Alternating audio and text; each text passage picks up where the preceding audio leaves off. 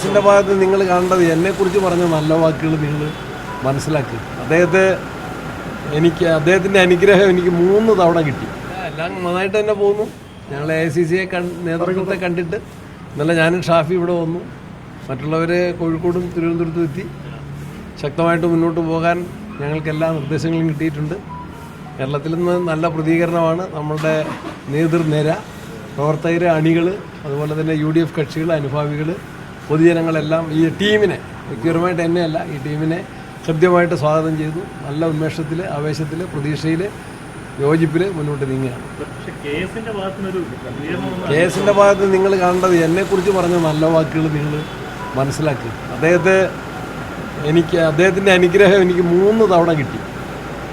കണ്ണൂരിൽ ഇത് പ്രഖ്യാപിച്ച ഉടനെ എന്നോട് DCC ഓഫീസിലേക്ക് വരാൻ പറഞ്ഞു. ഞാൻ ഇരിട്ടിയിൽ എൻ്റെ വീട്ടിലായിരുന്നു. ഞാൻ DCC ഓഫീസിൽ ചെന്നു. അദ്ദേഹം എന്നെ കെട്ടിപ്പിടിച്ചു, എനിക്ക് മധുരം തന്നു, എനിക്ക് ഷാളണിയിച്ചു. തിരുവനന്തപുരത്ത് എന്നെ പ്രസംഗത്തിൻ്റെ സമയത്ത് കെട്ടിപ്പിടിച്ചു, കസേരയിൽ ഇരുത്തി, എൻ്റെ തലയിൽ തൊട്ട് അനുഗ്രഹിച്ചു. ഇതിനു മുൻപ് എൻ്റെ പേരുൾപ്പെടെയുള്ള മാധ്യമ വാർത്ത വന്നപ്പോൾ ഞാൻ അദ്ദേഹത്തെ പോയി കണ്ടു.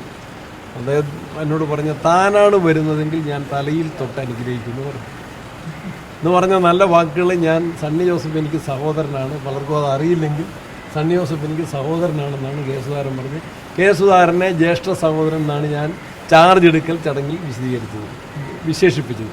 ആ ബന്ധത്തിൽ, ആ സൗഹൃദത്തിൽ, ആ ശക്തിയിൽ, ആ നേതൃത്വത്തിൻ്റെ കൂടെ ഞാനും ഉണ്ടാകും. അദ്ദേഹവും അഖിലേന്ത്യാ കോൺഗ്രസ് കമ്മിറ്റിയുടെ ഉയർന്ന ഫോറത്തിൻ്റെ അംഗമാണ്. അവരെയെല്ലാം അംഗീകരിച്ചു.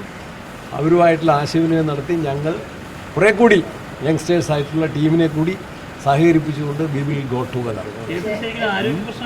ഒന്നുമില്ല. വലിയ അതൃപ്തിയില്ല. ഞാൻ വന്നതിൽ നല്ല സന്തോഷമുണ്ട്. Thank you all.